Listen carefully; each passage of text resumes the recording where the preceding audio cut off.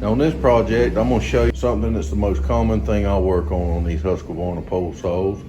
Something I want you to keep in mind when I say I repair a lot of these is the fact that 90% of these Husqvarna pole saws that I work on are used by logging companies for trimming the back of trucks. So they're used all day long, every day. So if you're researching this because you're interested in buying one, when I say common problem, this may not apply to you. These saws are used 8 to 12 hours a day and cranked hundreds of times throughout a work week. This particular pole saw is a 525 P4S. It's a fixed shaft pole saw, approximately 7.5 foot long. Starter assembly. This one's been brought in for numerous repairs, but when I went to start it, one of the first things I noticed is that the starter doesn't catch. First thing we'll do is disassemble it, and I'll show you what causes that to slip. Second thing I'll do is show you 2 different options for fixing that. We're gonna do that by removing these three screws.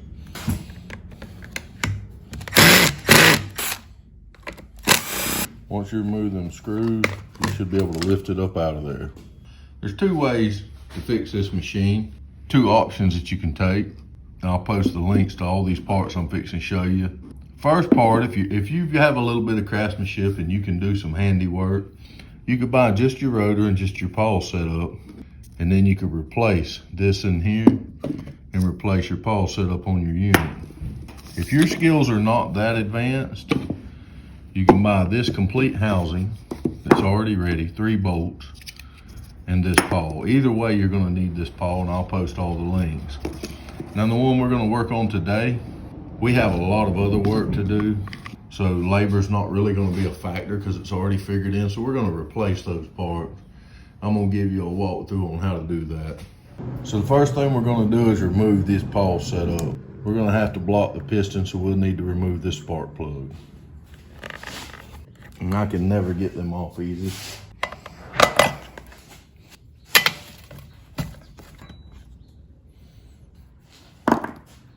Then we're gonna block our piston using a piece of rope. I'm pretty sure I have a video on that.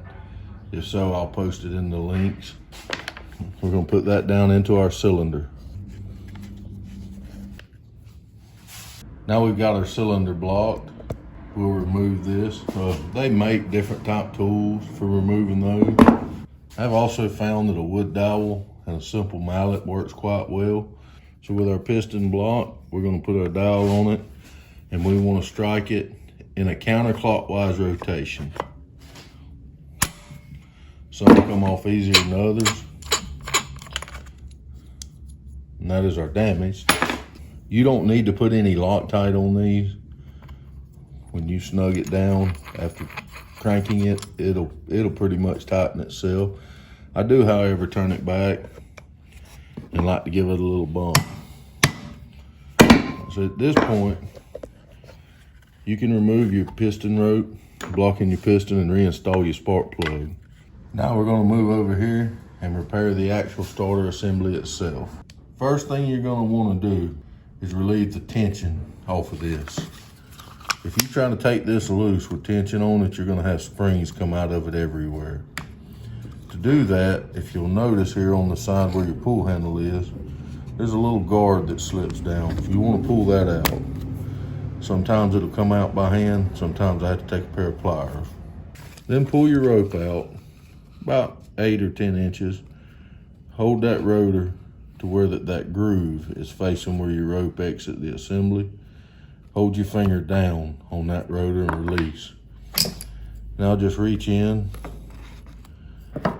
pull you a loop of that rope up, pull you about that much, tuck it into that groove. What that does is allow it to pass around this unit without cutting the rope. Now you want to just easily, with it in there, release the pressure off of that spring. Now that we have that pressure released, we're going to remove this screw. Then you want to gently pull that rotor out without separating that spring. Now this rope in this unit is brand new. If I had to guess looking at this is not what originally come on, it's been replaced. I would say somebody replaced it without replacing those pawls and now that in turn has damaged the new one. So we're gonna reuse that string just because it's brand new. That string comes into the rotor through a hole in the side and comes up here where you tie your knot. It'll make it much easier if you take a lighter or some sort of fire and melt the end of that rope. That keeps those fibers together. Now you want to feed that rope through that hole. Sometimes I have to take a screwdriver or a little pick and get it started. It's going to come out in here.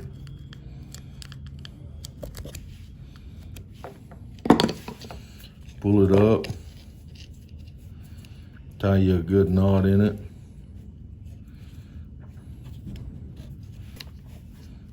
Cinch it down. At this point, we want to wrap our rope. We're going to wrap that rope when you're looking down from the top of that rotor counterclockwise. Leave about 6 to 8 inches of your rope hanging out. The reason for counterclockwise, you want your rope to pull off of that rotor and go straight through that hole where it's not fraying. So go ahead and stick about that first 6 to 8 inches of your rope into your hole and then slide this down. Now you notice in there how you see that lip, that tells you it's not all the way down. Hold a little bit of pressure against it, pull your rope and you'll hear it pop down. And when it's where it goes, there should be no difference in elevation between this lip and this lip. Next, we'll go ahead and put our screw back in. Hold that rotor in case it's a little bit of firmness there, it don't spin, because we don't have our pull handle on yet, so we don't want it to pull back through. Snug that down. Give it a gentle tuck, make sure your recoil's still working. To do that, we'll just feed it through, out the top, and tie a knot. Once again, whatever knot you feel comfortable with. I've always had success with just a back-to-back knot.